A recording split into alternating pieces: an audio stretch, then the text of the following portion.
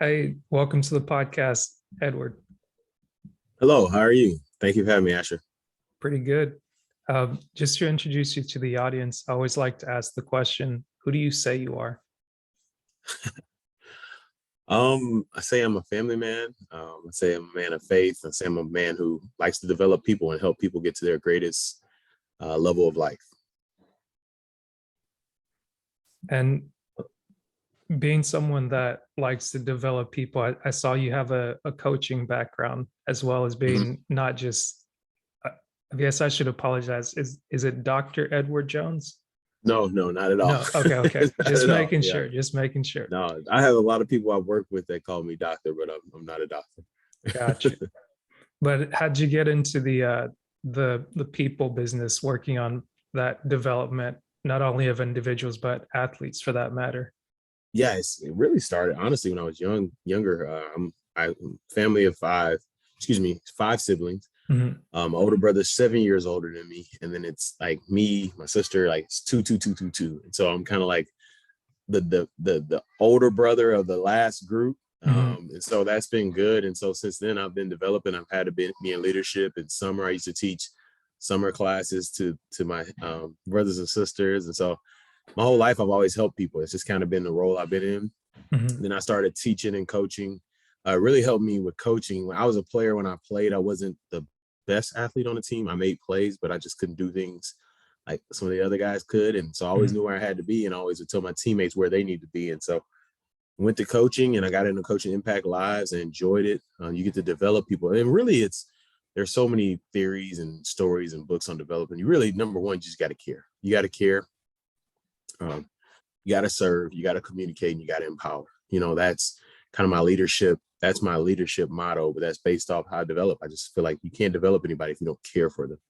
And so then did coaching for 6 years and then got an opportunity to go to University of Houston, my alma mater, go Cougs, and do player development. So I didn't know what that was, but as stated earlier, I just cared, served, communicated, and empowered people. And as time went on, I got to dive in and create systems, create a program, and create some success in the role at the University of Houston.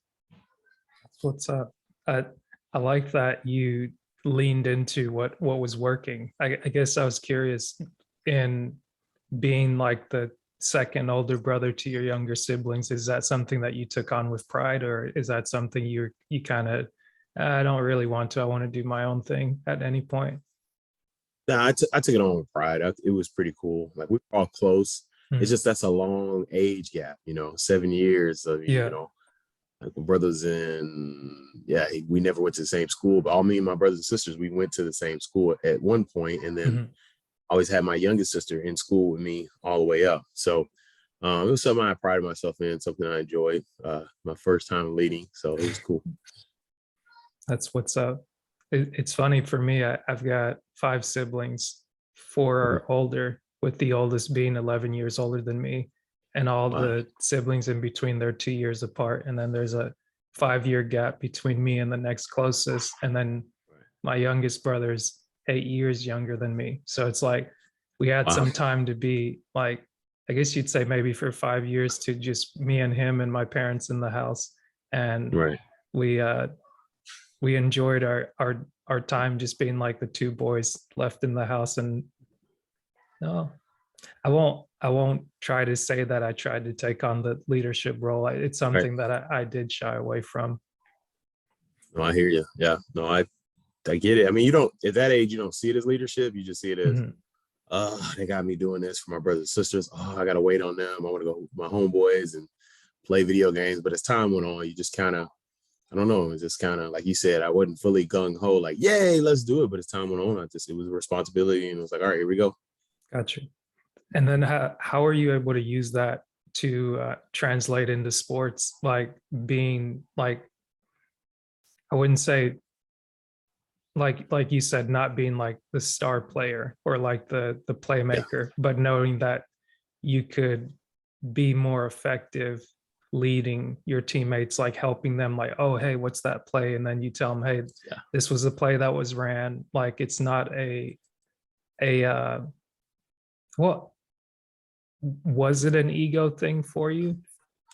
No, it was number one, I had to get on the field. And so to get on the field, I had to know everything. But then I realized as you get on the field, some of the people in the huddle that are more athletic, Mhm. and I don't know what's going on. Like it's just like, hey, see ball, hit ball. And it's, not to belittle anyone's intelligence, but there are Right. like tendencies, there's down and distance, there's how people get in their stance. I mean, there's so many things I'm looking at, like, okay, they're about to run power this way. Hey, I'll tell a linebacker, hey, he's gonna pull, this guy's gonna pull, be ready.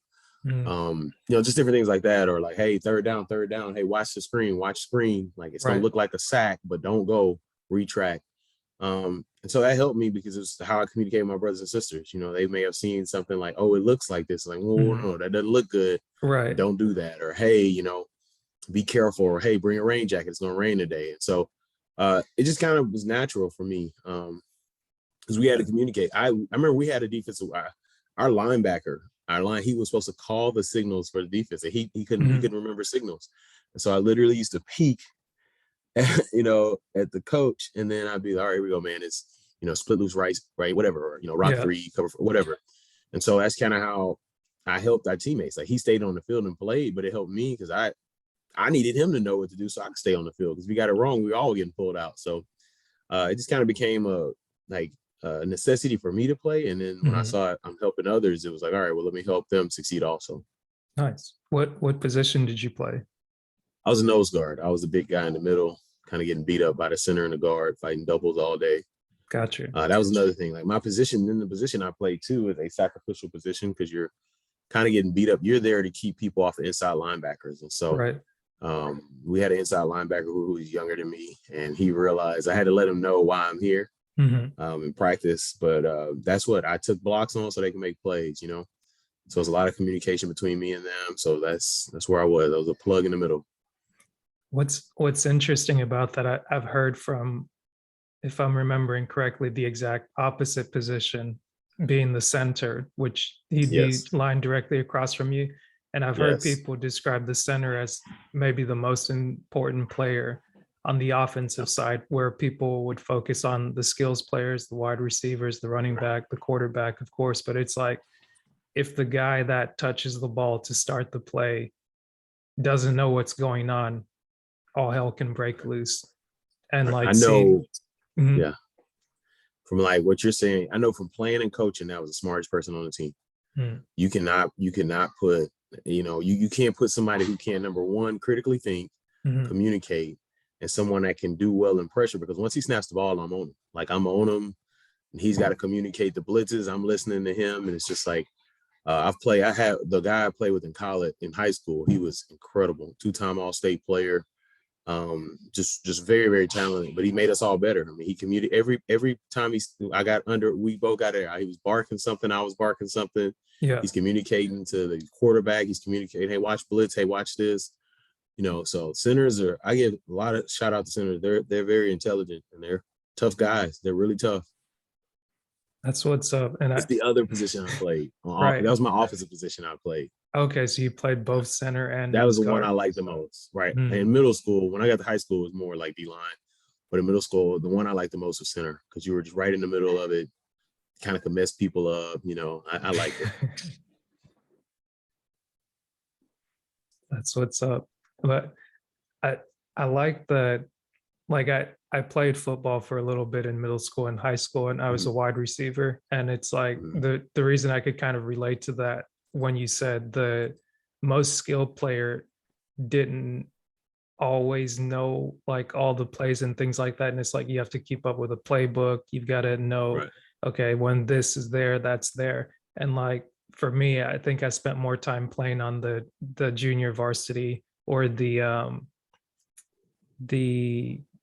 what do you call it, like the scout team, where you're basically like Right. the dummy team that's like there for practice. It's Oh like, yeah. okay, hey guys, this week our opponents, they're going to be playing this position, and then Oh here's yeah. what we need you guys to do. And I remember maybe like my freshman year getting my bell rung, where it was like we're supposed to be doing a walkthrough drill, and usually you don't walk on a football field, but it's like I think it's supposed to be the Thursday or something like that, the day before for the Friday Oh yeah. night game. And then of course a senior always finds it funny to just light up a freshman, and it's like, ooh, like that Oh yeah. wasn't pleasant. And Right. it's funny because I think I looked you up real quick on LinkedIn and I saw that you were connected with one of my high school coaches who was the quarterback coach, I think Coach Weingard. And I was like, man, that's an Yeah. interesting coincidence. Yeah. Yeah. We're connected after we met some kind of way, but yeah. That's what's up. So now, w- what's it been like for you being in athletics from the coaching standpoint? It's been good. But you know, my football is a great profession, but an ugly business. It's coaching side. I've heard that, so I've enjoyed the highs and the lows. I've won no games on a college level. Mhm. Uh-oh. I've um I've won no games at the high school level. I went winless on the high school level, and I went winless on the college level, and it's not fun. I've won district championships on the high school level. I won a conference championship on the college level. And so the thing that's there, the thing I love about it all is the relationships you build with players. Seeing someone literally get to a place of excellence, even in the winless seasons, like seeing them do something like a kid who thought they may not be able to play college football playing, Yeah. unfortunately, because they got to play because we're bad. But, I think for me, seeing some go from one level to another level of achievement is just incredible. Like I remember we had a walk-on kid at Kansas, and they called him Joe Dirt. Mhm. He's a high school kid. He just got there and he had to get in the game. Like he legit had to get in the game because we're playing TCU and we're down. We're getting crushed. This was the Man. COVID year. We were bad. Yeah. Um, and the kid got in the game. He played in the game, and just seeing him run off the field, like holy smoke, he played like 3 drives. This is a kid who Mhm. didn't think he was gonna play for the first 3 years. Yeah. And like everybody's going crazy and like seeing a smile on his face. He's like, oh man, that guy destroyed me. But I was ready the next time, like um so that's a good part. I think the part coaching that kind of I'm kind of in a transition right now, Mhm. trying to get to the executive side of sports because unfortunately, the hardest part about coaching is the adults. There are some good adults out there, but there are some that, football is not transformational, it's transactional. Yeah. You fight pride, ego, insecurities. It just sucks because I've always had to deal, like it kind of goes back to when I played. If we all win, if we all succeed, we all win. Like whatever Mhm. you want, you can get. Whatever you want, you can get. Whatever you want, you can get if we can work together. Um, so that's been a part that hadn't been great about coaching. But once again, I love the relationships you build with players, with staff, because there are a lot of good people out there. There are a lot of good people out there. And then just seeing, and it may not be someone making it to the NFL. One thing in my podcast called the Player Development Pod for you all listening, is I highlight a former player of the show. And so I've been able to like highlight the first season. I'll have 20 episodes, 19 of my former players, who were, enterprise, working at Lockheed Martin, who are running their own businesses, who they're just doing great things. And it's just like incredible when you get to see financial literacy, like a financial education. They're teaching this, nursing. I had two Yeah. guys that are in nursing. And so like that's the part that I love about coaching. You get to see those skills or transferable skills help them in life, and you're just a little part of that. Man, I love that you're doing that, and I was able to check out an episode or two, and just seeing that you're not only one highlighting the players, but you're also giving insights from Right. your viewpoint, where it is that Right. common questions that people may be asking, you're answering that because it's you wrote a book and you're giving the information away as to like, hey, these are the things that you might be wondering, and this is what I try to do in the role that I'm in, and this is where I've got to work with the adults, but also work with the players in Mm-hmm. this level and be able to kind of like broker that deal and Yeah. make it tangible, because like you said, it's sports provide something great, especially for young men, where it's like you have this release, you have a place to be after school, you have a Right. team, a group to belong to. But it's like Right. if you're not the star athlete, or if you're not the if football isn't the end all be all for you, and it's not for the majority of people, maybe is it like 10%, like make it to like It's like make it it's like 3%, maybe 2. 3%. So it's Yeah. like you go from little league to elementary to middle school to high school to Right. college to NFL to other leagues. And it's like there's so much drop off where it's like if you don't have those professions and you being able to highlight the students and your players that have been able to make those connections, and even like just people knowing that, hey, this is another option and it doesn't make you a failure. It actually makes you more of a success because they say Right. the NFL is not for long. And like people Right. kind of retell the same stories of like, here was this phenomenal player and he It's made incredible. these huge games and now he's like not even able to eat. I think it was like a Yes. USC, University of Southern California. There was a story made Yes. about one of the guys, but now like positive things that are happening. You've got, um, is it NAIA where players are having the ability to be paid? Like some people, again, going back again to the quote unquote adult conversation, like some people aren't Yeah. for it. They're like, oh, Right. the students are here, they're getting an Yeah. education, they should be Yeah. satisfied with it. But it's like Right.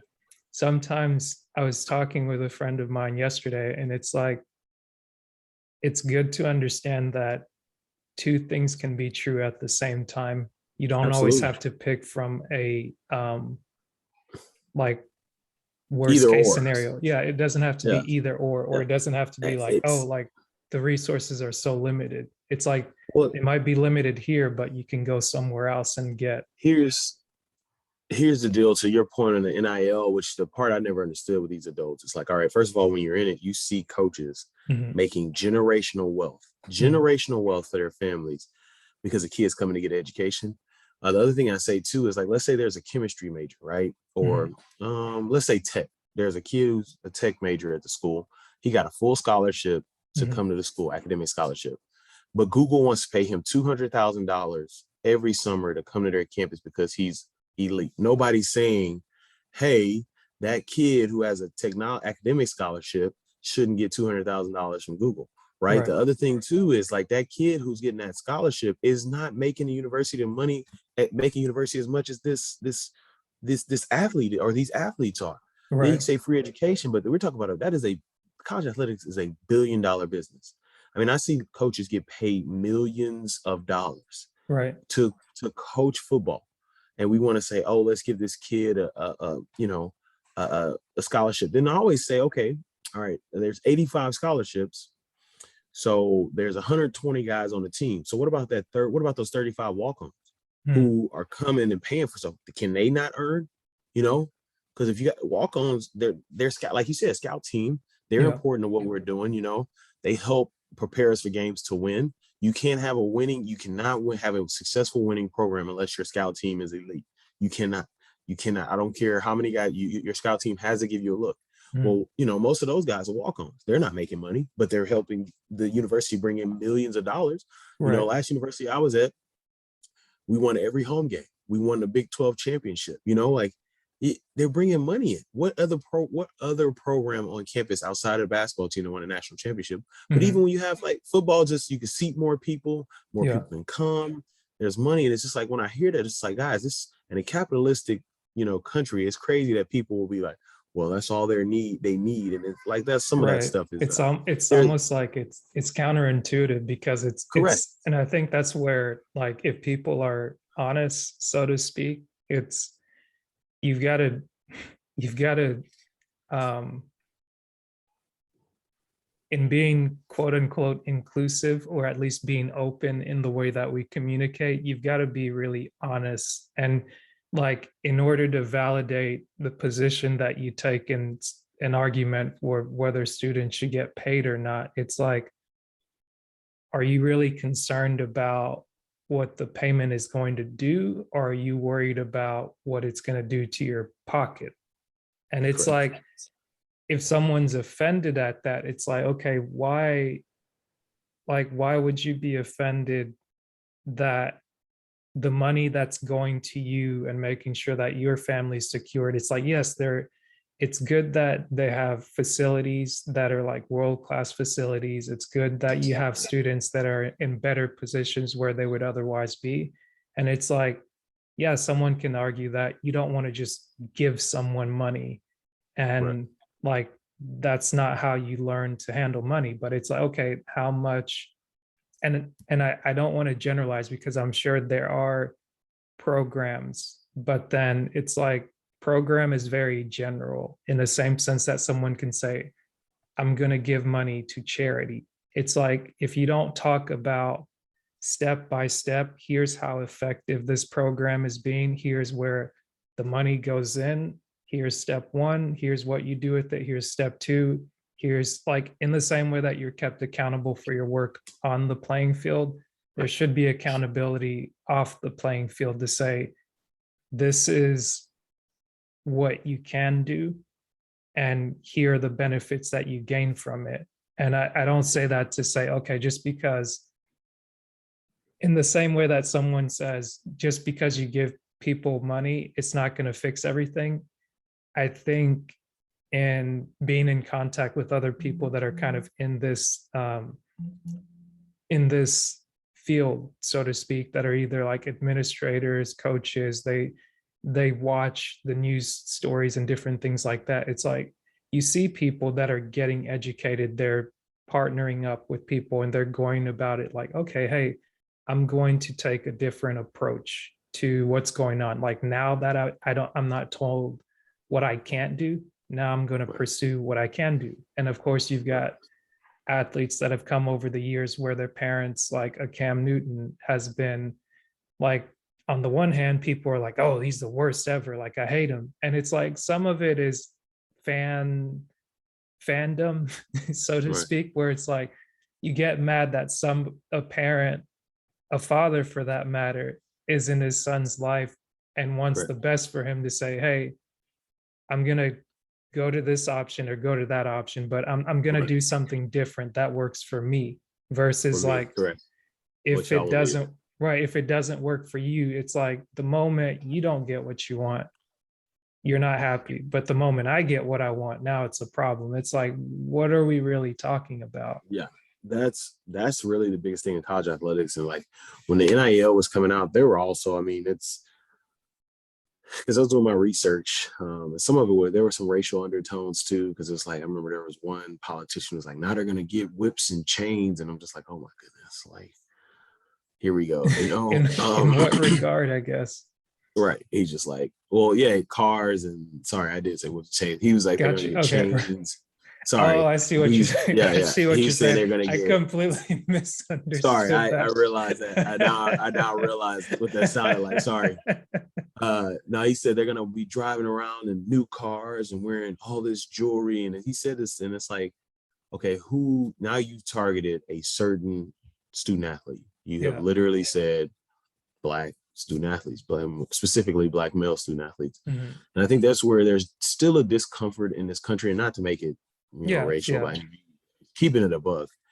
I think the hardest part in this country I've seen, even with coaches, and you just see it, is like when black men are allowed to make choices Mhm. and choose what they want to do in this country, specifically young black men, there is a pushback in athletics. Like, why is that?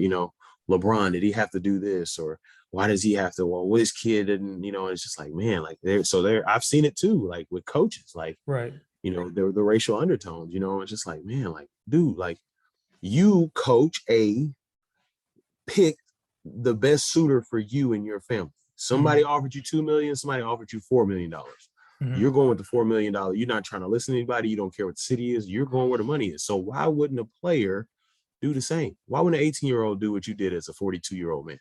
Right. And so it's just like, I guess I don't know. right. But It's I comical, guess, man. Like, I guess to the guy's point is that, not to quote unquote defend him, but just to kind of open it up. It's like, although it's wrong, it can be wrong in what he's saying, like, oh, now they're gonna go do this. It's like, okay, like yes, there are some people that the moment they get money, absolutely. they go buy things. Absolutely. That's not false, but it's like, okay, I think to your point, instead of focusing on the negative that can be done, Correct. what would be the alternative that you would have them do? Like, how about, hey, now I have a chance to educate my player about how to sit down and buy life insurance, how to set up a Correct. financial portfolio. It's like, Correct.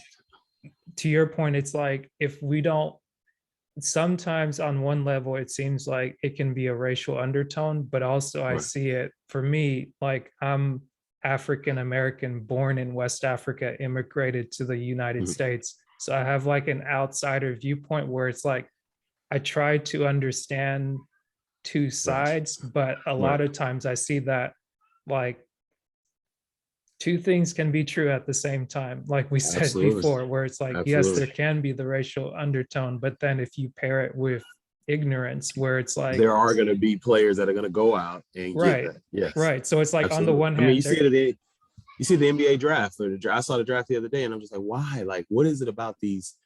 Personally, me, right? mhm, Guys, what is it about these chains? And like, I know you can buy it, but like, what is the? I personally don't understand. right, Like, that but is you. That's an investment you have on your neck. right, but it's again, I think it speaks to the environment and the culture and, so to speak, that different people come from. Because it's like on the one hand, if you have someone growing up in a place where that's constantly what they're being told they need to do to make it, so to speak, or to have it, like it's it's a people thing. Like in a Black community, people might see the chains, the cars, the things like that, but you see similar things in Caucasian communities. You see similar things in Hispanic communities. You see you see it in different communities. Maybe people may wear it differently, but hey, you see It's this very neighbor true. got this house, and then oh, he's got this car, so now I'm gonna. It's like that's why I try to bring it to a person, a people thing, not to discount racism or things that are racial in No, I hear you. undertones, because it's like I think it would be very dishonest and disingenuous to just be like, oh, this doesn't exist, because it's like Oh, absolutely. that that flies in the face of the person that experiences something day in and day out. And then for the person that doesn't grow up in the same environment where they grow up, but they go into something thinking, oh, I'm here to help. It's like, yes, you can be there to help as a coach, you can be there to help as a director, as an administrator, but if you can't communicate with the person you're trying to help, you might not be giving them the help that they want. You might be giving them the help that you want to feed your own ego. And it's like, if people aren't honest about that, to say, okay, like, yeah, I can look myself in the mirror and say, I'm proud of the work that I do. But I can also admit that I feel good about this because I get to feel good about it. I can have preconceived notions, whether they're right or wrong, but like that's a part of me. And I think you do yourself a good service if you can both admit that you can be wrong and ignorant, or in Mhm. some places people can say like you can be ratchet, or um you can be a lot of things if you choose to. Yes. And it's like Right. when you see a kid maybe wearing the chains or wearing their hair a certain way, it's like part of it is like this, part of the environment is what they see, is what they, it looks cool. But then there isn't always someone to explain, hey, like this, although it looks cool, like you might be wearing your jewelry, but if someone now looks at you peacocking, so to speak, they're in their mind thinking, oh, I can just go take what you've got. They don't see that you put in work to go get Right. that thing. Right. And then the person that could be, you got to work, work, work, work, work. They're not looking at the fact that, like, yeah, you can work hard, but after a while, you've got to work smart. And it's like, Right. if everyone's just working hard, like, you can't stay in the same mentality. And if you want to keep someone working in the same mentality, you might have to look yourself in the mirror and say, what is it that I'm actually asking of this person? And So that's a good piece that you brought right there, and the mentality piece. I was listening. I haven't listened to it fully yet because I want to take notes. mm, It's a Mike Tomlin podcast on the Pivot, and he was talking about coaches that blame stuff on players and say, "Oh, this player can't listen or he can't do these." Like, I love coaches like that, because basically you're saying this guy can't do something because you want to keep to your comfort that you actually can't teach. right. And so it's interesting you said that, because it's like I do look at that like, okay, For instance, all right. So what, and I've learned a lot in Mhm. my role as director of player development. You know, like to like your point, I may say I would never do that, but help me understand where that comes from. Like, I had a Mhm. player from, at Kansas, and I didn't understand it until he told me, and then I was better off, and I was able to help our coaching staff. But I just asked him, Mhm. a lot of guys from down in Florida, Miami, you're gonna see all those goals, Yeah. and we got a team photo, and he's about to take a picture in a suit with his goals in, and I understand why he did it. Like it helped me to understand, like, hey, this is our what we do. Like this is kind of, Can and you so share that, what he said so that maybe other people can kind of understand and not yeah, just draw gross generalizations? yeah, it's just the way he kind of broke it down is like that. To your point, it's something they grew up on. That's what they saw, and it just never, because they used to wear what got me was Mhm. they didn't just wear it out, right? So you think about like when I growing up in Houston, Texas, where Yeah. you got Johnny the jeweler, you seeing diamond grills, and you don't see a lot of gold. You see diamond grills, you see chains and all that. Mhm. People wore those out. They Mhm. wore those out. These guys were wearing them every day, like to Mhm. tutorials, to class, to a Right. session, to like weights. Like When it you say wasn't. wear those out, you mean like they're wearing them to go out for special Yeah, nights, special correct. occasions. So like Gotcha. I'm used to people wearing it like, all right, we going to the club, let me get my diamonds in my mouth, blah, blah, Right. blah. Or, we're gonna go chill, let me get this in my, ain't nobody wearing it to go to like tutoring or whatever. And so it was interesting to me because they were wearing it like all day. Like Yeah. this is what I do. Um, we had a good conversation, I had it with a young man. I said, he's like, coach, it's just kind of what we do. It's what we grew up on. It's just we keep them in there. We just want them in there. It ain't like a show to them. It's not a show deal. It's like, hey, I got my goals in my mouth. And it's Mm. just like wearing a baseball cap. I got a Yeah. baseball cap on. So we were trying to like, it was like, because some of our coaches got a little frustrated. He took the team photo with it. And I was like, you know what, y'all, he wears them all the time. Like, Yeah. I get it. Personally, me, I probably, if I was down there, I probably said, hey, it's team photo. I don't know. But people kind of loved it because it was him. It was uniquely him, but it was always him, rather Yeah. than, because some of that stuff, to your point, I think what I appreciated about learning that was like that was authentically who they were. Like there's three Right. players on the team, and they would wear their goals. Like that was authentically who they were, rather than what I kind of grew up on. And not saying it wasn't authentic, but what I saw was people like, okay, people here, all right, let me pull this out and put this on. You know what I'm Right. saying? Where it's Right. more like, all right, now this may be authentically, like you said, it could be both. Both can be true. This may be authentically you, or Mhm. you could be wearing this just to stunt or whatever it may be. And so that's something I learned. But to go back also to the NIL, to the first kind of part we were talking about, one thing I did appreciate from one politician was like, hey, where's the financial education for these student athletes? We need to Mhm. educate these Right. student athletes, and that's true, because some may know, and most, I mean, I'm in there, most don't know, Yeah. but there are some that do know. But I thought that was a better way to go about it, rather than say, hey, they're going to make purchases that you may not like, or they're going Right. to do things like to save money or whatever. Like, all right, well, cool, let's get these guys, because if you got a guy who's got a scholarship, he's not paying for anything. He legit could take his NIL money and have a down payment on a house. But Right. okay, that may not be valuable to a 19-year-old. How do we communicate, like, hey, at some point you're making pretty good money. Mhm. Let's say somebody's making $50,000 a year, because most NIL deals, I think we calculated at the university I was at, was like, I think it's right under, like, it's not much. It's really not much. I think I know it's less than $500. Like But anyway, for anyone that doesn't know, like what is an NIL oh, deal? sorry.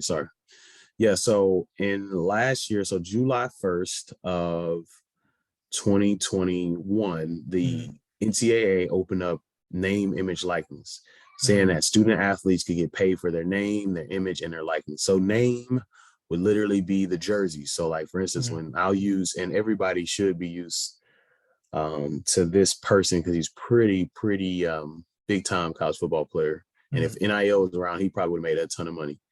So let's say I'll use two people for people Mhm. by my age and people a little younger. So Vince Young, right, at Yeah. Texas, Vince Young could have, with all the 10 jerseys that were in the crowd, if they Yeah. had Young on the back, that's his name. He can make money off of his name, his And image. Okay, whoever say sells that from the correct. university is He has to responsible get for paying him. correct. Gotcha. or if an outside vendor wants to use his name, and Mhm. hey, they may not have the license Yeah. per UT to use Texas, but they may say, hey, Vince Young, we want to use I think it was he had some nickname. I can't remember, but let's say VY, right? They Yeah. say, hey, we want to make VY shirts. Mhm. VY, VY for Heisman. Mhm. Okay. All the people making those shirts now have to pay him. Right. If there's an agreement, Image would be, okay, let's say somebody says, well, we don't want to use his name. We just want to have that, a photo of him throwing a ball. That's his image. Mhm. Once again, he could get paid for that. His likeness could be like a video game. So like a video game that doesn't fully have his, but has his likeness. Like we Right. know that that's Vince Young. At the end of the Right. day, we know this caricature has a 10. Mhm. He's tall. He's a quarterback at Texas. That's that. Same thing for Tim Tebow. I think a lot of people could identify with Tim Tebow. Very, very. Tim Tebow would have probably made. Oh my goodness. Right. Let's say. So they use his name. Even the image of Tim Tebow is the kneel down. In the Yeah. end zone. Right. Like that. That was around everywhere. Like he could have made shirts, or a company, could have came out and sold those. So that's what that means. Name, image, likeness. So those three things allow players to get paid. So now what happens now is, for instance, there was a young man playing at a high school in Austin. There was a kombucha company that wanted to sign him for $1 million, Mhm. and just to use him for commercials, reels, or things on Instagram. Well, he signed it. He can make that money. He can make that money rather than, like the players who wear a lot of them wear Gucci or Prada, or, finer Right. deals. It could Right. be watches. I learned a lot, like Cartier glasses or watches. I don't know all that stuff, but I'm learning they can make money, from those companies, rather than just tagging them and saying, oh, I'm in my Cartiers, or I'm in, Right. um, Patagonia, whatever it is, right? Mhm. So they can do that. But I saw one contract where one of our players, he had a financial education. A guy who preached financial education paid him a couple thousand a month to do Mhm. videos, talking about financial education, so he can get other people certified. He got certified in financial education, so he was helping him get other people certified. The player Video got gamers. certified. And so his Mhm. part of his deal was getting certified for free, and then getting paid to help others get certified in financial education. Gotcha. What was another deal? There's one guy, he's actually at HBCU, which is pretty cool, because they always said it's going to be D1 players. He's got stuff. The Mhm. biggest thing I used to tell people when it first came out, I was like, the number one winners of this could be, women's athletes. Mhm. You could, let's take Lululemon, right? Mhm. Who now they could literally go find the models that fit what, because women athletes are going to be, they're going to work out. They're going to have Mhm. they may have a certain physique, or, personalities, or drinks. Like I know Celsius, the energy drink, they have a Yeah. lot of women's sports. You think about Title IX, a lot of companies can, 50-year anniversary, a lot of companies can, partner with student athletes. I mean, there's one gymnast, they said she can make like $1 million. Like it's incredible for all of the athletes. And that's why a lot of people don't like it, but I like it. Like they've Yeah. worked, like you said, they work hard for it, and the university's going to get paid, an adult's going to get paid, Right. the Nike check on your emblem, or Under Armour, whatever your sports apparel team is going to get paid, Mhm. So, but that's the breakdown. That's what name, image, likeness is. Gotcha. I wanted to make sure that I got it right, because I think Absolutely. I was saying NAIA, You say NAIA, yeah, right, which and I is think that's yeah, something else. yeah, that's a um, it's like how do I say this? That's an athletic conference in Kansas City. Gotcha. So yeah, NIL. Gotcha. NIL. Got it. Mhm. And you just came back from a conference yourself, right? Absolutely. Yes, it was an incredible conference. Sorry, You're good. it was the Black Sports Business Symposium. I just came back from the Black Sports Business Symposium, and for me, it was really good because, sorry, it was the first time. It was sponsored by ESPN. It was the first time you get all Black sports execs together, Mhm. um, and it was just incredible to see who was there. Like the speakers, like they had Deion Sanders, they had Dr. Carter. I'm probably gonna crush her name, Dr. Carter Daniels, who's a minority owner for the Bucks. Mm. You know, they had Kevin Warren, who's the commissioner of the Big Ten. E.T. was there, Eric Thomas. Yeah. You know, they had all these vice presidents and presidents of the NFL, NASCAR, you know, NHL, MLB, Coca-Cola. I mean, it was incredible to see. For me, there were three things I got of it. You know, I got, you know, inspiration, Mm-hmm. you know, gratitude, and then just determination. Like, just, I'm gonna make it. Like, I have to make it, because even in seeing all these individuals, Mm-hmm. there's still fights going on. There's still, you know, still opportunity that needs to be had. You know, Right. I think the biggest thing that I got um, from that. Hold on, real quick. Sorry, I gotta pause. Let me Yeah, you're good. see if my family.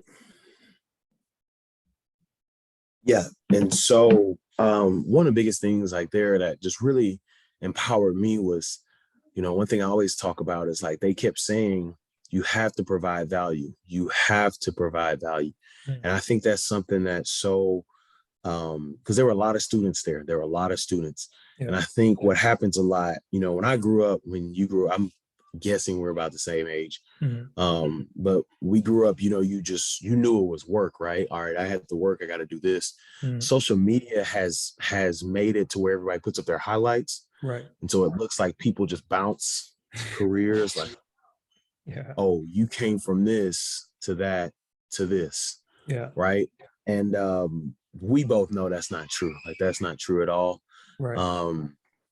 And so that's what they had to keep saying, like, guys, you got to put in the work. You know, it's going to take a couple years, because, you know, I talk to college students, they're like, man, I want to be a director. I'm like, director?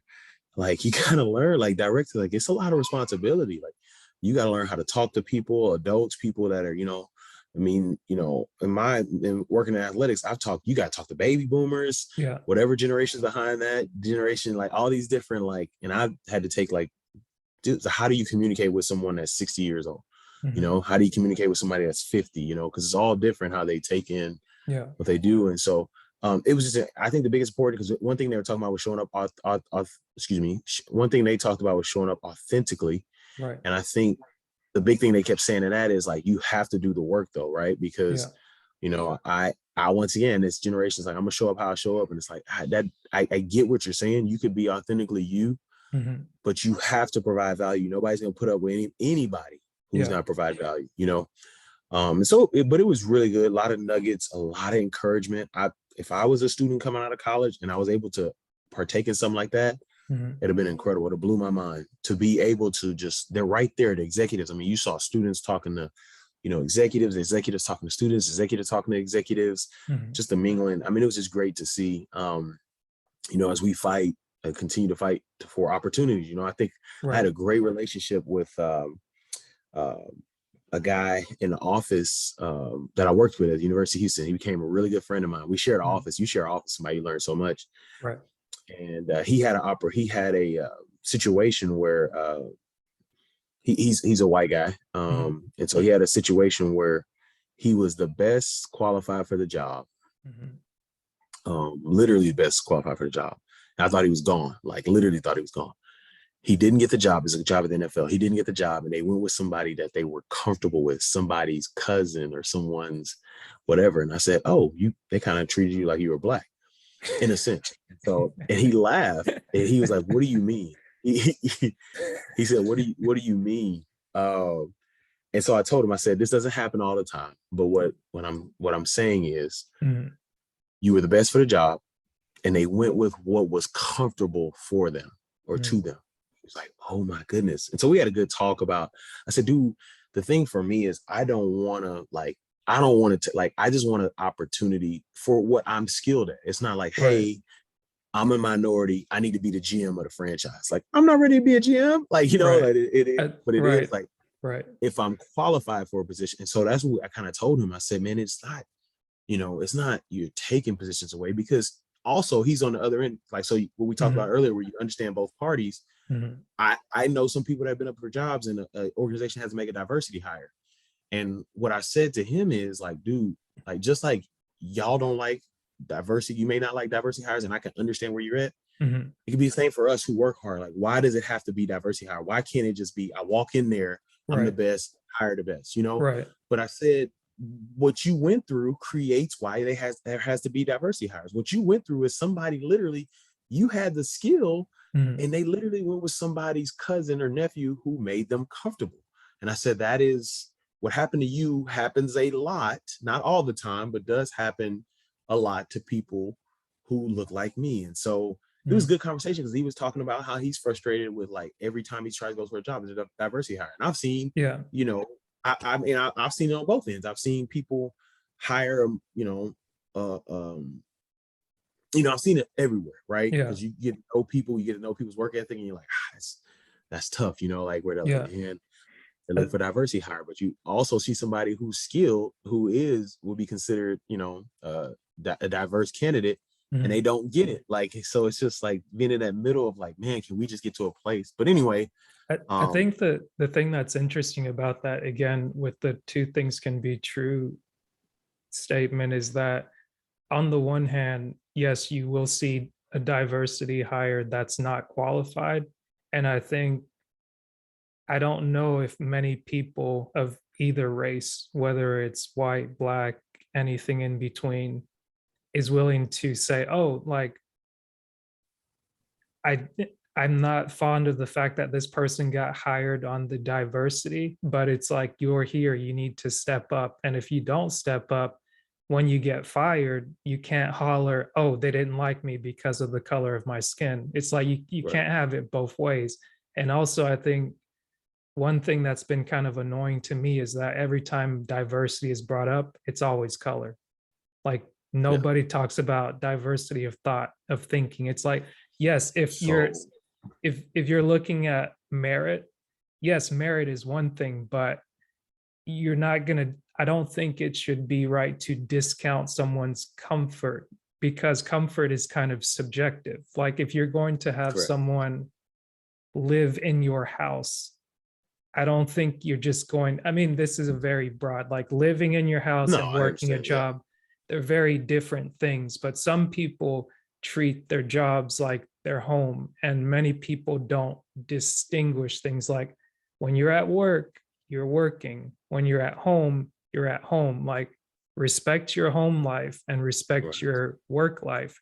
Don't start to make them together. And like, some people have family businesses, or some people have habits that they've grown up with. So yes, it can be true that people just go with kin, so to speak, like family, like some, but it's like, that's the thing that a lot of times is joked about. It's like, it matters who you know, not just what you know. But some people go with the approach of like, no, it doesn't matter. I'm just gonna go into this environment that I've never been in and just put my foot down. It's like, yeah, you can do that, but then when you get rejected or you don't get accepted, you can't get mad, because some of the rules were already kind of laid out. Like, if you right, know full well going into something that someone isn't going to like you because you're already different, yes, you have to come not just with an attitude of like, I'm putting my best foot forward and I'm the best candidate, but I'm mhm, also best not just for my skill set, but for my personality, for my mentality. Like, I don't right, just like the kid that said he wants to be a director. It's like, I think that's a great thing. And it's not something to be discouraged. And I don't think you tried to discourage him when you say, no, hey, do not you at know all. what Yeah, that means? It's like, you want to be a director? Great. Are you willing to be the janitor? Like, are you willing to correct. start, not So just, some people may need to start from the bottom, but then other people, it's like, you're going to have to talk with someone that looks nothing like you, that knows nothing right, about your background. But in the same way that you want them to understand you, you have to be willing to understand them a little bit too. It's like, if you grew up in your mind thinking, oh, I'm talking to this baby boomer that's racist, that just hates black people. It's like, okay, are you willing to go sit down with this person and just being like, I've been taught all my life to hate you, and now I've got to kind of like you to really develop a relationship to work with you. It's not just, you're my boss, now I want to be your boss. It's like, but can you strip away pre like precognitions, assumptions, and just be like, okay, I'm not going into something like an idiot, just be like, oh, nothing's wrong with the world. But like, no, I'm Yeah, going no, into it absolutely. like open enough to think, let me be surprised with what happens. And I Yeah, guess, two. go I ahead. got two things. So like you brought up a good point. So with the director deal, I like you said, I definitely wouldn't discourage.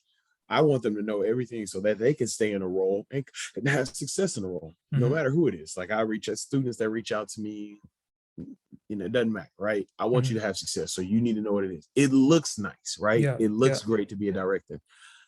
Being a director of player development, where I've been a lot of time away from your family, like you're spending, like you're stressed, man. I've gained weight, I've lost weight. Like, it's just, you just want people to know what that is. Number two, What's it's funny. funny, or before you make your second point, what's funny about when you say it looks nice, again, it points to what are people looking at? Is it the Right. highlights that's posted A online, or highlight is it salary, the yeah, work? Yeah, it's highlights, salary, but it's like being people around the don't, players, right. that's what people like. But But being around the it's players like, has its cost. right. And it's like, how There's a many cost. people in that position not only are willing to share that with people to say, okay, Right. hey, I want you to fill in the gap behind me, but how many people actually can make the time to do that? Right. Because it's like if you're at a leadership position, one of the things that you learn is that if anything goes wrong, most of the time it's your fault as part of taking personal There's no doubt. accountability. But it's like in the There's no same doubt. way that it's your fault when things go wrong, it can be your fault to make things go right, so to Right. speak. So it's like if you're going to be effective, you want to work yourself out of a job or train someone else to be able to take your position. But Correct. it's like if you're comfortable enough to be in a place where you're making good money, your family's set, you're taking vacations and you're doing things, it's like I can't fault someone for wanting to hold on to that because that's what a lot of people Absolutely. get up and strive for. But it's like Absolutely. it takes a lot more to be able to say, okay, I'm going to train the person that's going to replace me and I'm going to make it readily available that more people can do this thing. But at the same Mhm. time, more people aren't willing to do that thing. And I think sometimes people have to be honest about that fact and not just Correct. be, it's a either or. It's like, no, So it's like it takes two to tango. it's interesting you said that because so one thing I heard from a coach, he gave out a lot of his offense. And I said, Coach, how are you so comfortable doing that? He said, look, my grandma told me Mm, that, no matter who has the recipe, it's about who's in the kitchen cooking. You know? mm, And I think for what you just said, a lot of people may have it, but do they want to do the same thing? So for me, writing the book, which is behind me, mhm, having my podcast, I used to get nervous. I used to be like, you know what, I like this player development position, but am I educating the person who's going to get the job instead of me? Like, am I providing information for the person who's going to be in an interview with me, take what I told them and then win the interview? But I got to a point where for me, what it was like, number one, I love this position. First of all, I love developing student athletes. Like, and so if I can help somebody get into it or help somebody learn how to do it effectively, because just like anything, there's it's done right and it's done wrong, then I want that to be there. And then the second thing is, as you educate people, you learn. You learn. The more you teach, the more you learn. And so when I get a LinkedIn, message from um, uh, student and they're asking questions like, I never thought about that. Like, I'm helping Gen Z is helping me understand Gen Z. yeah. Hey, did you think about what do you do about this? Oh, wow, I didn't have a plan for that. Or they Mhm, say, hey, and I may say, hey, can we jump back on to what can you ask me all your questions? They're asking me all your yeah. questions. And so now I've answered their questions, but I've also answered questions for myself. So now I go back and I'm learning, right? Mm, Because I think and I don't have a case study for that, but I feel like those who keep stuff to themselves don't necessarily get the new, like you brought up diversity of thought. mhm, If I'm keeping stuff to myself, if there's no outside influence or me not influencing outside, right? Or let's say maybe I keep all the stuff to myself and I read a book about Gen Z or I read all this stuff, but I'm not getting actionable stuff, it then outdates me. Um, and so for me, what's happened is in sharing all this, which I pride myself in now, is like there's a lot of directors of player development who are getting jobs, and the first person they hit up to help them is me. Mm. you know, and they wouldn't have known that if I wasn't helping. So now they're getting job. Now I see this, they're getting a job at a place I wasn't gonna get anyway. They got the Right. job. I didn't even know the job was open, right? So it Right. doesn't matter, right? If I kept all this to myself, like I don't want anybody to take a job. There's jobs that are happening that I don't know about, or honestly, I don't want, Mhm. but I'm able to help people, and then that helps other people, and then you never know, right? You just never know, right? They're 10 years from now, the coach that they work for is like, hey, who's that guy that helped you? I want to go to this school, or I want to go to this professional team. Do you want to come with me? And they Mm. say, nah, I want to stay here. Like you said, my family's in a good situation. You know, my kids are in high school, middle school. I don't want them to switch, whatever. I'm gonna stay at the university. Mhm. But there's this guy, Ed Jones, who helped me, you know, and if he helped me do this, then I know he can help you. And Mm. so that's for me, it's like you give that you're just able to give that away. And so that for me is just like incredible, you know. But like to your point, like a lot of people don't want to do, like I got a Yeah. ton of playbooks from coaches, Bill Mhm. Belichick, all this. Ask me how many times I went through that playbook. None. Haven't. It doesn't matter. Like you can have all the information in the world. Right. At the end of the day, it's like, do you have a desire to get this done? You know? And so Right. that's been big. Yeah. Sorry, I cut your No, second you point get off. my second point, I think I remember it, was talking about baby boomers. So kind of your point, like, so when I went to Kansas, I just was like, this is my first time outside of Houston. You know, Mhm. I'm used to kind of, I guess you guys in Georgia don't consider Texas the South, but it is. And so I'm getting used to things. But one of the biggest supporters of me was a older baby boomer. Mhm. Like me and him clicked. A lot of people to get along with him. Like how I'm like, you got to know who he is. He's high Right. strung. He's always high strung. That's just who he is. He's Yeah. gonna walk around. Everything's an emergency. Everything's like. But once you get to know that and you address him, because all he wants to know is what he's worried about. So I gave him information. I learned how to communicate with him, and Mhm. because I was able to communicate with him, he was communicating to the AD. So the head person of athletics, Yeah. he's telling this guy, Ed told me this. Ed told me this. Ed's handling. Ed's doing this. Ed's doing this.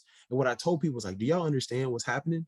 Like Mhm. I made him, he literally goes to his boss, the highest person, and he says my name every time. And I found out that what he wanted was, and he's incredible. I still call him to this day, like just every now and then. And it's just, Mhm. you would have, when I first got there, I'd have never would have thought this guy would be like, this dude had my back. Like Yeah. he like had my back to where other people who I thought would have my back haven't had my back in my career. You know, people who Right. may look like me or maybe a couple years older than me. We have similar backgrounds, and they've kind of been like, you handle yours, I'm gonna handle mine. And I got this guy who's, you know, we're not even anywhere, you know, I mean, probably the only thing we have in common is we know football, you know, like, um, but he's had my back. He's fought for me. Hey, when you go on this conference, do you know about this card? Do you have this card? Hey, when you get a, you know, a rental car, do this, set up an account, do all the stuff that I'm like, I didn't know about this. Like, I don't, you Mhm. know, he's doing all this stuff to help me out. But I was telling people, he just wants to know what's going on. That's it. He was our, you know, he was over us in football. He just wants to know what's going on. So I'm giving him information. And I Mhm. just, as I gave him information, he felt good. I became his guy because everybody was trying to push him away because they saw him as, he was just so high strung. They thought he was just looking to get stuff like on Right. them. He Right. wasn't looking to get stuff. He was looking for information Yeah. to relay back. And once I found that out, me and him were good, like really, really good, you know, How'd to you the go point about where finding that out?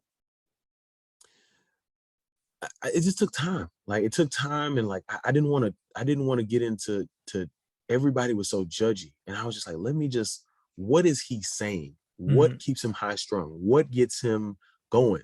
It's Mhm. when he doesn't know information. What does Mm. he do? He comes and he asks for information. He just wants information. So when I Yeah. sat down with him, I would send him stuff, email every 2 weeks. This is what we got going on this month. This was going on, to circle back on what we're doing. People didn't follow through with him. Mm. He would come to a meeting every day and say, or once a week, guys, I need to know, I need y'all to follow through. So I'm writing down, follow through every time. It doesn't matter if it's something small. Hey, Yeah. just want to let you know, I sent this email handling it. I'll get you the information at the end. Boom. It's, you know, it's, you just, for me, what I do is I kind of watch people, like, what are they saying? What that, Mm. because at the biggest thing, like people can say that they're like, you asked me when I came in, who do I say I am? Right. But what am I saying? That's, you know, you can tell real quick. I found out he wasn't a selfish guy. He was a team player. He always talked about, he valued people. He always talked about his time. And, you know, he was one of the first people to kind of help, with integration of players. He was there, like he valued, like you saw this outer core of him, Yeah. right? This guy that's just walking around fast, but you're like inside. I got to know the inside, and it's just like, and it's helped me in my career to like really take time before I start calling people good people, or he a good dude or whatever, because I've made Right. mistakes calling Right. people a good dude, and you're like, oh man, this dude ain't a good dude. I just take time. How are they communicating? How do they treat other people? What are they saying to me when they're not addressing me? How do they address every single person? You know, this That's, person, yeah. he would ask everybody's opinion in the meeting. And at first I was like, man, that's pretty cool. He's including everybody, which is true. Yeah. But then I also was like, he has to get information from everybody. Yeah. And it's just like, he was not going to leave a meeting without hearing from everybody. And so I would always, people would be like, man, he just, I was like, but did he give you a chance to speak? Yeah, he did give me a chance to speak. He's always gonna give you a chance to speak. Man. It's just, Yeah. you got it. So for me, it was just, and as I get older, it's sitting down and listening to who people are. And then on opposite spectrum, I work with someone who is always negative, always talk about every meeting, always talk bad about somebody, Right. always. And so I already knew, okay, if this person gets a chance, they're going to talk bad about me. So I always prepare myself. Right. If this It's like person talks bad, the moment that it's person's out, it's like they're always like, oh, did you hear about absolutely, this? And it's like, I absolutely, wonder what they say absolutely. when I'm not here. Like, let me go to the bathroom for a minute. And they find out they're just like, Correct. Here's all his Correct. business. Like, man. Right. So what I did was, okay, if I'm working with this person, let me keep every file. Once they ask me to do something, let me respond on email by email. Hey, I'm getting this done to you. I should have this to you by the end of the day. Hey, put it on your desk. Right. So with that person, I had to get facts. So because I knew they were just going to talk bad about people, which is opinions, I got to get facts. Right. That person's fact, like you got to. So it's just stuff like that, and people might be like, oh, he doesn't care about people. He talks about somebody every single meeting, every single, people don't. People hear what they want to hear, Right. and just because this person's more open than this person who walks around here high strung, and this person's like bringing you into their office, they're bringing you your office. This person wants information. This person wants information in another way. This person wants stuff that they can talk about. And so you have to figure out, what's going on. So as I've got older in my career, I don't even get mad at people anymore. You are literally being who you are. Like you're a negative person. I can't even be mad at you, bro, because I knew this is who you were. I can't even be mad. So I just, as time is going on, that kind of go back to the point about the baby boomers that I had there. And then I think the last part too is like, to your point, I've seen both sides, man. I've seen it all. You just see bad hires overall, no matter what someone looks like, and I think it goes back to like, I've seen it, man, just all over the spectrum. It could be gender, it could be race, it could be, but one thing I do like that you said is there is a lack of diversity of thought, bringing somebody in who may not know football, like, we just want to, all right, there's a football person, like, and it could be, and it looks good because, you may have, different, nationalities, ethnicities, race, gender, all this other stuff. But it's like, we're still cycling the same thought. Right. We're just on like the hamster. We're just back on the hamster wheel. It's like put a new hamster on the hamster wheel. If you're not moving, like if you're working with someone, but you're not in agreement on what the goal is or what the work is about, then it's like you're going backwards. And like you said, you're spinning your wheels. Like it's like, okay, this optics, it looks good, but it's like, what is it really doing? Correct. And I've been a part of that. Yeah. I've been a part of that where you're just like, bro, this is worse than what it looks like, because everybody's, we got a whole bunch of yes men in here, and yes women, Yeah. I think the other thing too, with that is like, I had a interview with someone, a totally different, like I have no background in this area. Like I do have background in this area. It's a different sport, sport. So totally different sport. But then someone asked me, back to your question, they were straight up with me, like, hey, we lack certain things. Like you would look different in leadership than most people here. I'll say it like that. They didn't say that. And I was like, I get that. I'm okay. Like but then like going back to your point, I was just like, I can do the work. Like I'm qualified. Like it doesn't, I don't care. Like whatever it is, what it is. If y'all want to go with the whatever hire, I just know that I'm good at what I do and I can get it done, and you won't regret the work that I'm gonna put in. Mhm. But those are just things like I've learned. I don't know. I've learned a lot over the years, just kind of sitting back and looking at stuff and like, Yeah. hey, like the optics of it all, right? Like, just we want it to look good. It's like when college coaches make or ADs make hires, they want to make the sexy hire, right? Mhm. I gotta have a sexy hire, right? And it's just like, you just don't know, right? So like for me, and this is because I know football and I don't want to discount anybody, but everybody's like, hey, has this guy had coordinator experience, to be a head coach? And every coordinator is not a good leader, right? Your head coach has to lead people, right? And so you Right. make all these like, oh, well, he coordinated this defense or this offense. Like, okay, let's go look at this defense, right? Yeah. Okay, they had 9 guys. You could put 11 guys out there. They had 9 guys who could play in the NFL. Nothing, you still got to get these guys to play. You still have to get Mhm. these guys to play, Right. right? So nothing against anyone, but I think so many times to your point, like it's the optics. What's the sexy hire? Oh, it's this person just won this, or they won this award, or oh, they've had this, or so and so's been this before. Like I've seen coaches that are pretty much they're done, get Mhm. rehired based off the past. It's just like, what do you know what are you doing about this? And so I don't know, man. It's interesting with all the optics and how people just want to do stuff to get people off their back and don't. I think the thing too is people don't want to explain anything anymore. Like, why did you? This is why we hired so and so. They fit this. These are our values, and they fit this, and this. I know so and so may not be a coordinator, or I know so and so may not know been in football before, or I Yeah. know so and so may not whatever, or I know whatever, but this person fit. And I think that was something I really heard someone say, leaders, like a lot of this stuff would be better, all this hiring stuff would be better if people just knew what they wanted. Yeah. Like what this is what fits. I think like this person fits the mold of what we want.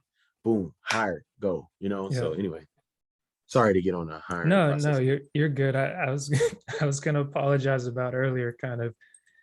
But at the same time, I'm learning to just kind of be in the moment at times and let Yeah, things go. And there's no need to apologize because it's um the thing I appreciate about this conversation is not only like your background and your experience, but being able to kind of learn from you and see like, okay, this was an experience that you had. Here were some of the things that were there, and being able to include my opinion on it and not just be like, oh no, yeah, yeah, yeah. It's like no, being able to push back in a friendly manner, even though like absolutely, we're just meeting, but it's like there's a bit of trust in like, I'm trusting you because you've trusted me with your time, and we've agreed absolutely, to come together on this moment. And I appreciate like being able to be a little bit different or a little bit better after communicating with someone. And it's like to your right, point about making the highlights. And I look back and in trying to start a podcast and put out, so to speak, like a part of my life, try to be open, try to be creative, like looking back to where I was when I started, and kind of like climbing out of a hole, so to speak, or being vulnerable enough at times, but also like sticking to the journey to say, okay, there's nothing wrong with wanting to be in a certain place, but there's something good about learning to enjoy the journey. Like a lot of yeah, people talk about like work, work, work, work, work. And it's like for the moment, I'm no longer in I'm no longer needing to be like, I've got to work 60 hours. No, I'm at a place where it's like, no, when I go to work, I'm at work.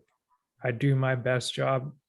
And when I leave work at work. I don't try to stress about what I did, what I didn't do. Like I can't right. carry that stuff home It's because it's gonna be like, there tomorrow. right. Although Yeah, the someone else that might be doing more might be there longer, it's like if it works for them, maybe. But yeah, like I yeah, know if I know something hasn't worked for me and I don't want to practice insanity, it's like I'm yeah. learning to kind of put that down and be like, okay, like today we try something different. Yeah. when No, tomorrow it's comes, we'll worry about it. But it's like I'm spending a little less time worrying about tomorrow, but at least not in a sense of like, I guess what would you say, laissez faire. I yeah. think in No, French absolutely. is laissez Laissez faire. faire. Yeah, Yeah, well, laissez faire. I'm trying to pronounce it correctly because that's my first language, but I'm not getting it at the moment. So I'm like, just leave it alone. You don't have to be perfect. You don't have to prove Nice. that you spoke French. Okay, so you said you're from the Cameroon, West Africa. yeah, You West speak Central, Cameroon.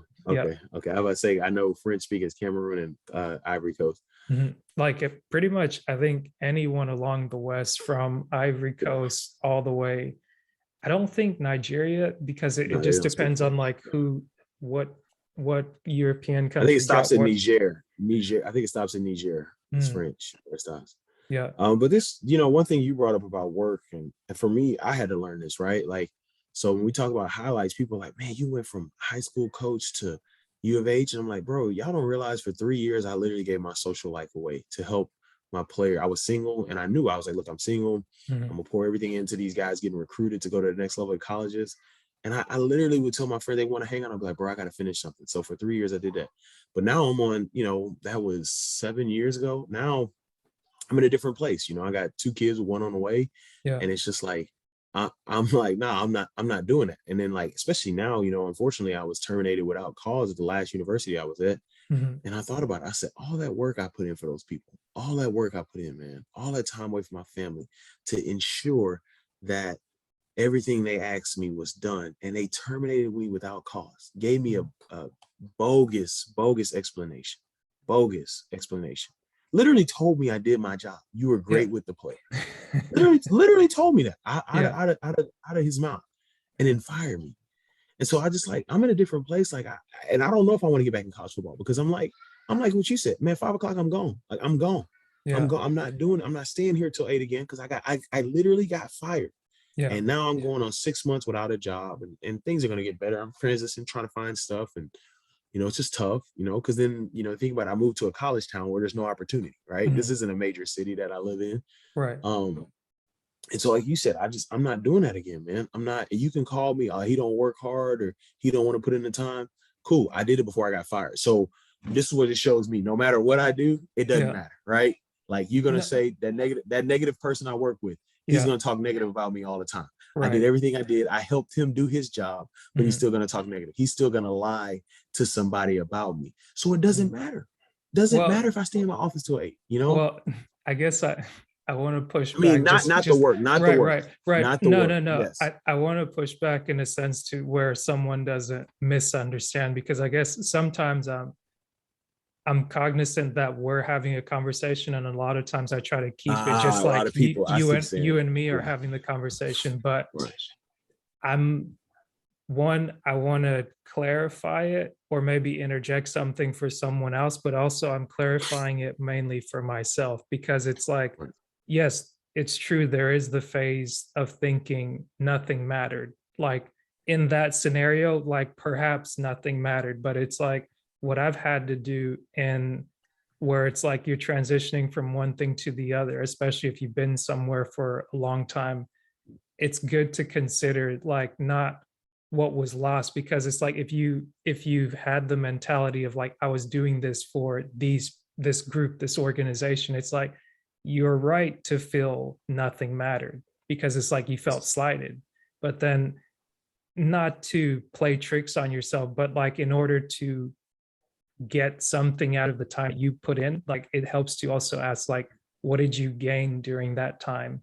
And it's like Yeah. if it's all negative, then it's like okay, is everything you did a waste? And it's like that's a, in some ways that can be legitimized, but it's like it's kind of a catastrophe when you see things from that viewpoint because like No, although absolutely. you can clearly be wrong. I don't want to make it seem like oh like you got fired, oh like this is a this, and like maybe you do have to talk to yourself in a different way to make something that was terrible appear not as bad just so that you can find a way to Right. move forward. But it's like Absolutely.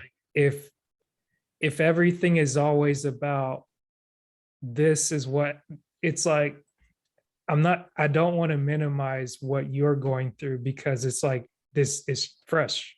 And it's like, when something's fresh, you kind of have to go through it. But it's like, in Right. going through it, like, you don't want to get stuck on the hamster wheel, because if you get No, stuck on the absolutely. hamster wheel, you can And be I around somebody that can be talking negative to you, and it's like, oh, like, I could be over here just like, oh yeah, man, they did this thing to you, and like, oh, those people, and then now we slide to no, something else, and it's like, okay, did absolutely. I think anything. I need to give context. Let me give context to what I'm talking about. Right. So in athletics, specifically football, it's you probably gonna work 14-hour days, right? Mhm. And so you're there till 8 o'clock. And I know that we had one coach, he worked at a place before where they got out at 5 and he would leave every day at 5 and people looked at him like he wasn't working hard, right? And Right. so when I say it doesn't matter, what I'm saying is that the aspect of like, you know, I'm staying in my office and I ain't, because what I'm been trained Mhm. is, let me stay here a little later. Let me grab a task that I could do tomorrow. Let me do it today, because it then looks as if I'm working hard. When I already Mhm. know I put in what's needed for the day for not only the players, but the program, but I Right. have to stay around till 7 because that looks like what, Right. But and so what I'm again, saying is, right, to your words in saying you have to stay versus you choose to stay in order to correct, match optics. correct. Because it's like, somebody might tell you you have to do this, but it's like, Correct. Now what there are happens days if, where I had to stand there till 1 o'clock to get something done because I wanted to get it done, or something was what I get that. So there are right, days a week. but then again, I guess I don't want to put words into your mouth or force you to speak as I like, as I'm trying to speak, but it's like, I think it helps to be very specific in our language, where we say, if you have to do something, I think it's like, if you don't do this, there's a clear consequence that follows it. But it's like, if you choose to do something intentionally to get it done, if it's like, I had to do this because it was a last minute thing, and it's like, how did it get to be a last minute thing? Was it someone else's problem that was Yeah, placed upon me? And then yeah, it's like, am I, in doing this thing, I'm doing this to secure my job, to secure my family, to accept what's being done. But it's like, if I plan, if I if I'm paying attention to the situation and I keep finding myself in, I have to, I have to, I have to, I have to, not, I'm going to go do this, I get to do this, and this is what I'm choosing to do because I have choice over what I'm doing. Because it's like, I think it's the reality could be this. Yes, you have to do something in order to get paid, because that's what you are contractually obligated to do. But if you do something based off of like a moral thing that you want to do, like, I want to do this because I want to do a good job, I want to be in good standing with my team. Like, if that's, maybe I'm splitting hairs, but it's like, I think it's very important, because like, too many times I hear people say something and I'm like, I'm sure that's not what they clearly mean. And someone that just hears something in passing, or like, whenever you just pass by what you say, it's like, if you don't give it enough attention, it's that when you find yourself somewhere that you didn't want to be, I'm not trying to say that you couldn't have prevented it, but like, if on your way to somewhere you're careless about getting there and you're not really paying attention to what matters, now you're being forced to really face something that could have been addressed prior. I hope that's not out of place to say. no, I understand what you're saying. It's just, it's a lot in the situation that's Gotcha. probably more than the time given. I understand what you're saying overall, no doubt, but I think it's a lot there to unwrap Gotcha. when talking about college athletics. So yeah. Well, I mean, for that specific case, do you have time to kind of unpack it, just like one scenario, or would it be best to leave it? Yeah, I mean, I'll try and be quick. But like to your point, the reason, and it's not first of all, I don't like, and so this is, so since, like you said, let me talk to the people who are listening to this conversation. Well, I mean, no, I mean, like, just talk to me, like, Okay, just so so that like I can the passion, understand. yes. So the passion was always there for what the work I did. Mhm, What I'm talking about is what happens a lot, or what I've seen happen in athletics is mhm, communication is not the greatest of what needs to get done, because we're mm, going to be here. We're going to be here anyway, right? So mm. I don't necessarily have to be a great communicator with what's needed, because, oh, let me give you this at 3 o'clock because you're gonna be here till 7 anyway. So I don't need to give it to you when I heard about it at 8 o'clock. Why And so not? there's some, that's just kind of how it is. That's the thing about college athletic. There's But I mean, this doesn't that create like a glaring issue where it's like absolutely college athletics may not be quote unquote corporate America, but it's like I've worked in construction and I've seen time and time again where it's like we go out to either build something or we come in the process before something gets built. So it's our job to test ground soil in order to, to determine what's down there. right. Anything that goes wrong from the process of starting to like bid for the work to doing the work to giving them the results, like we they built relationships, so to speak, to where, hey, I need this done. If it slips the deadline a little bit, if the relationship is there, it Correct. can be okay. But more Right. times than not, it's like there are hard deadlines. So although it's like, Correct.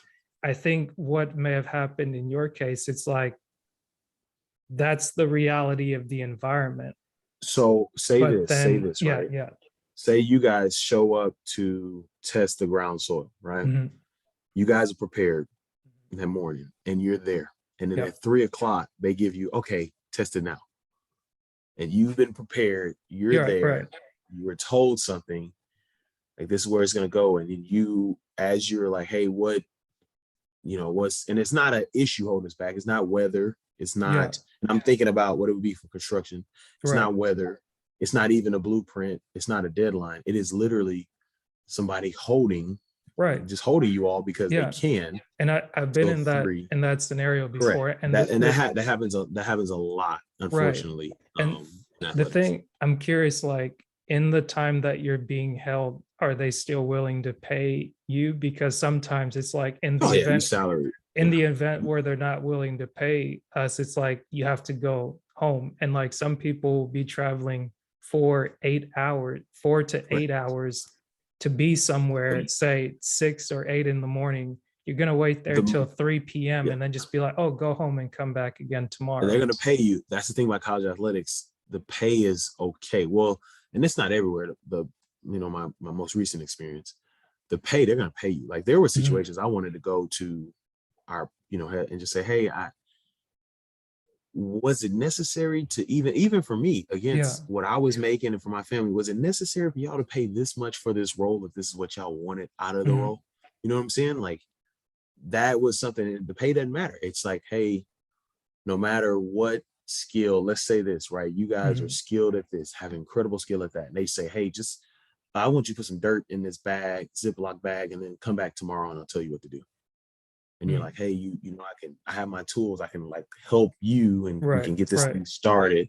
So that's kind of, and it's the most recent one. So I mean, it's I, not I terrible think I everywhere. see what you're saying. I think I Correct. see what So you're it's saying just, and I'm because just, and it's not that's always in your control, but it correct. right That's and what it it came down to. Like, right.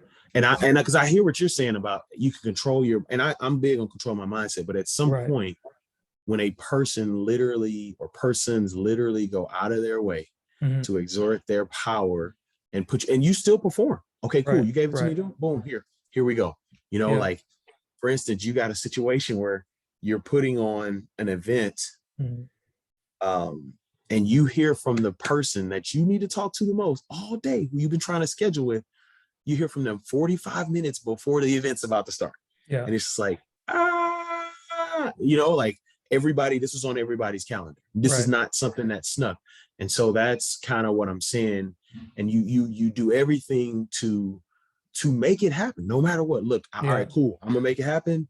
This is what we'll do. If it's I got my scenario. If you want to switch, I got my scenarios for anything that you can switch. But boom, we gotta go. We gotta make it happen. Yeah. And even in doing that and dealing with that an entire year of that, you Right. still perform, and then the rug gets pulled out of you. That's where it's like, you know what? At the end of the day, it didn't matter anyway. Now, Yeah. I'll say this to your point. I did build great relationships with the players. There's a lot of stuff I was able to then, at one point, I had to get in my office and say, you know what? I'm here. I'm going to build relationships with people because that's who I am, a relationship builder. Mhm. I'm going to pour into these players. And I'm glad I did, because when I had to tell them the news, they were shocked. They were like, wait, what? You? Yeah. How? Right. Like you did everything, even to the point, this is how crazy it was. And I'm going to try to say this in a way so if they listen at this person. So there was a trusted individual, a very trusted individual to this Mhm. person. Yeah. And when I told them, they literally looked me in my eyes and said, you did everything they asked you to do. Yeah. And it's a trusted individual, a Yeah. close. So that, number one, meant to me, you saw it. Number one, when you say that, it means you saw Mhm. that I was given tasks that I clearly have a better experience for. Okay. Yeah. Number two, I did everything. I Yeah. didn't, yeah, I was frustrated, but I got it done. Mhm. And this person had to catch themselves because they let it out and said, you literally did everything they asked you to do.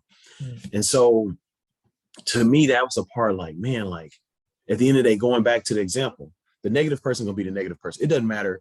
Right. And in this situation, I know every situation is like this, but this is a learning situation for me I about got you. valuing what matters the most. So if I say, like, to what you said earlier, if I say Mhm. I'm a family man, this experience taught me that no matter what, family matters most. Right. I'm gonna get fired if I do my job. I'm gonna get Right. fired if I don't do my job. Right. And so that's where I come with the aspect of, like, it doesn't matter. Do I know it matters? Yes, Yeah. it matters. But that's where I come from in my mindset. Like, you know what? Okay, if The this is part not a deadline.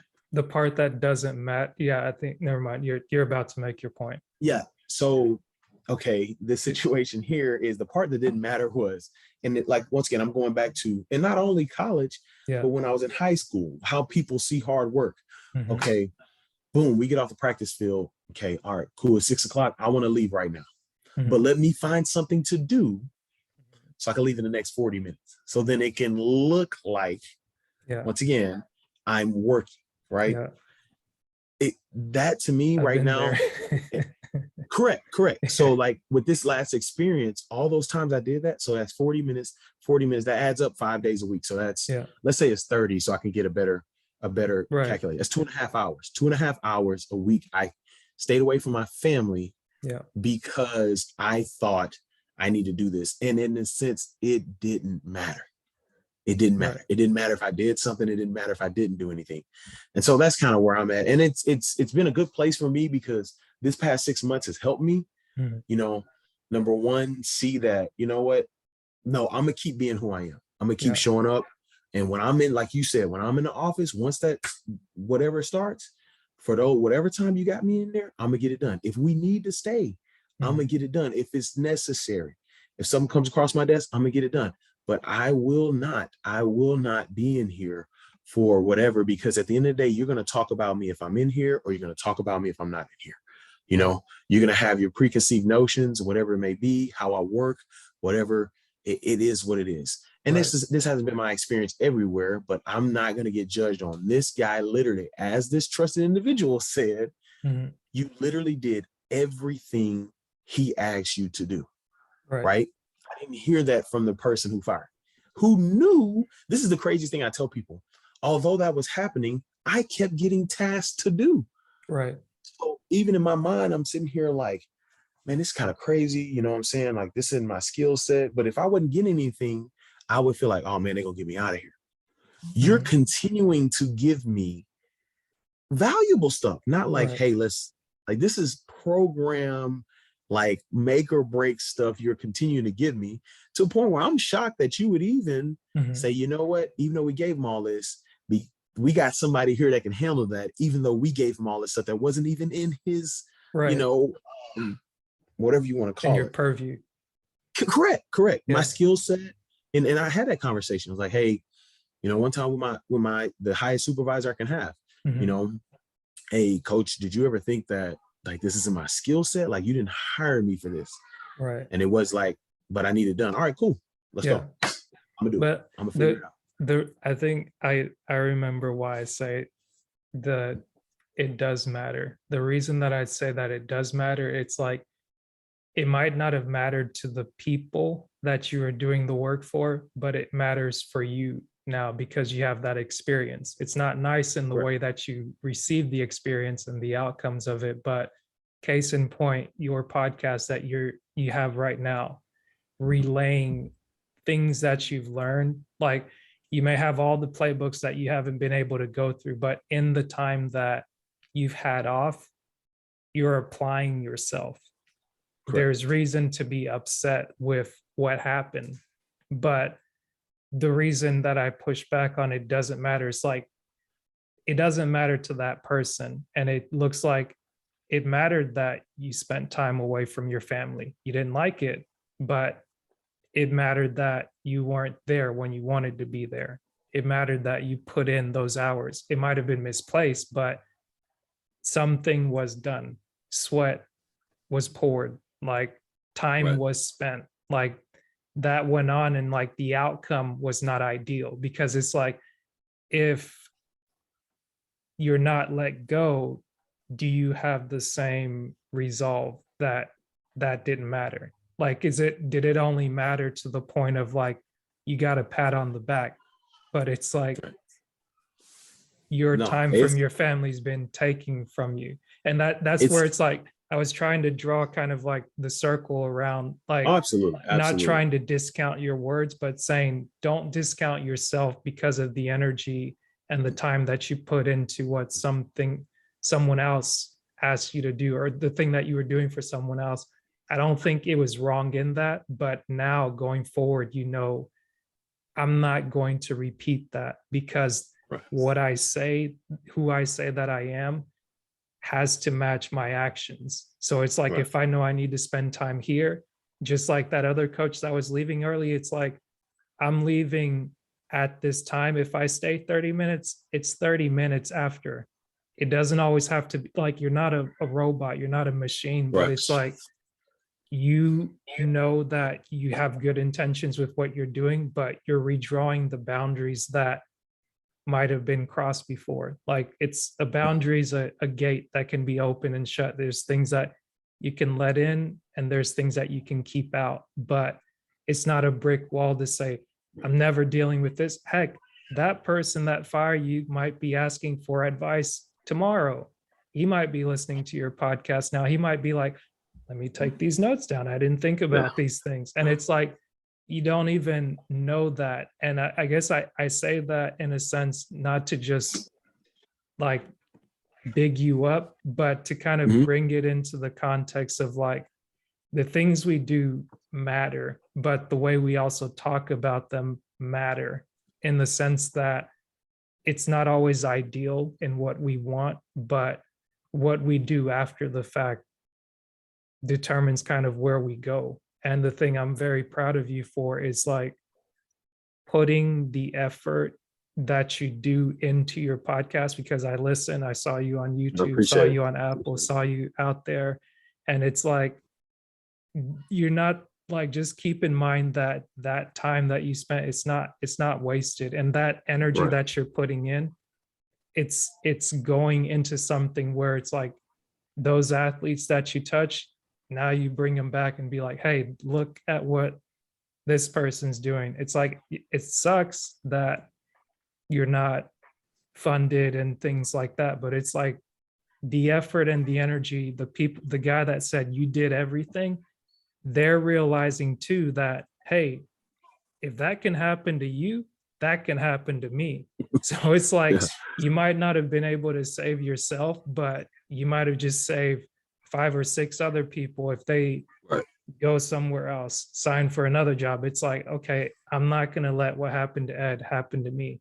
And it's Right. like, it was unfortunate that it happened to Ed, but I think to your point and being just open to share that, I think it's big. And I thank you for that, because it's like, it's way too easy for me to sit on this end of the camera and just say, oh, don't talk like that, don't say that, just look at it, just put a Right. positive spin on it. It's like, no, Right. I'm Right. not trying to No, I hear you. dishonor Yeah. you in that sense, but it's like to really point out, because someone had to do it for me, because in the Right. fact of looking at, oh, like I worked at a job for 4 years, and I just got to the point where I didn't feel like my efforts were valued anymore. And like you have someone either big time you, or like someone Yeah.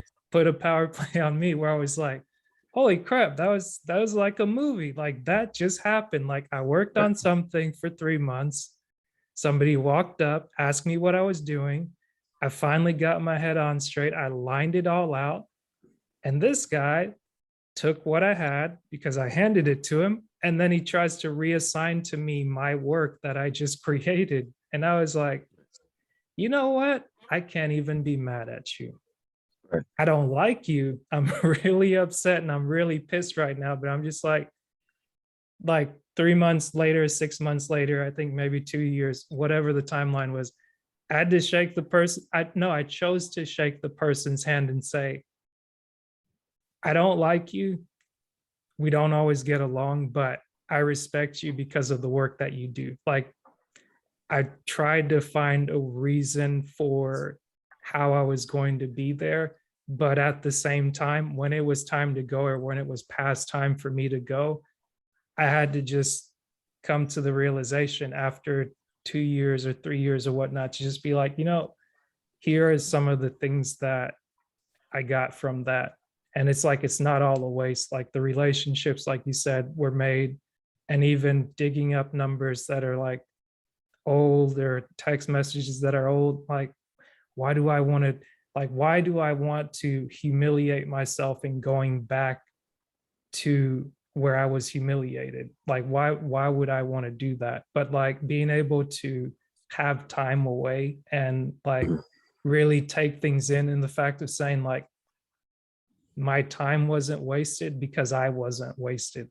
Like my efforts weren't wasted because I wasn't a waste. And that's just where I was trying to draw the No, distinction. It's absolutely. like I was advocating for you, but kind of still advocating for myself in a sense, to say like it's like somebody might get off on just being like, oh yeah, like I got him talking bad about himself. But it's like, we're not really worried about if that's a thing or if it's not a thing. But the thing that I'm very glad not only to speak to you, but very proud of you to express yourself, even if I don't like it per se, but it's like express yourself and feel what you feel, but continue to do the work that um, continues to lead people in the way that you're doing it. So big ups to you, I man. appreciate it. Thank you, man. Thank you. And I say that part, and honestly, I have the full spectrum of what this 6 months has provided me. And I had an article on LinkedIn about it and the things I've learned.